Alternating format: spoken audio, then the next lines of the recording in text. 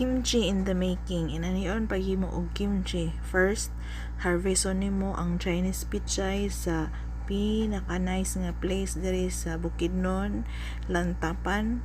Nya hugasan nato og maayo. Nya slice siya para inigbutang nato sa asin. Okay kaayo.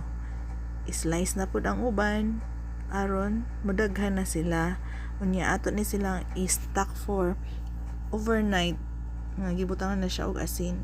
While waiting, mag-andam ta dayon og sauce atong ipang slice ang mga carrot, ang radish, i-blend ang mga spices sama sa kanang onion, garlic o ginger.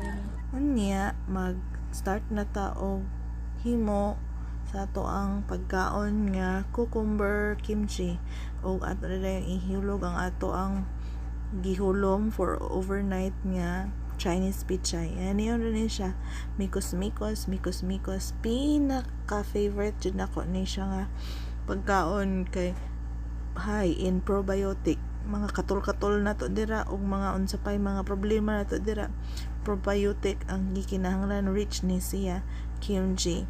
Ako ni siyang nakatunan dito sa Korea.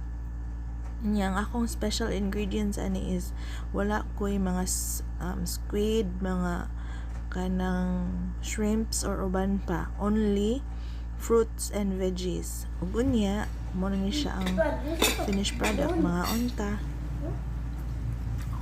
Anday na mo ani, ang sudan na mo ani is chicken nga Bisaya nga gilitsyon. So very kuan kay siya, very partner sa kimchi. So mura ni siya.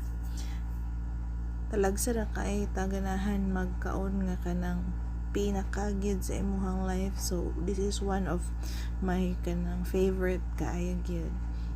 Kamo hinahinay lang og kaon. Nya isip mama makahuna-huna ida nga mura ni atong rest time ang eating time, pero nagyapoy magpahungit nato dira sa kilid. So ato yung hungitan, ato i-try ang sili kung halang ba, murag okay ra, pero murag halang da ito. So karon ato na i-prepare kay halang di ay. Enjoy watching. Thank you mga mama, stay healthy, bye.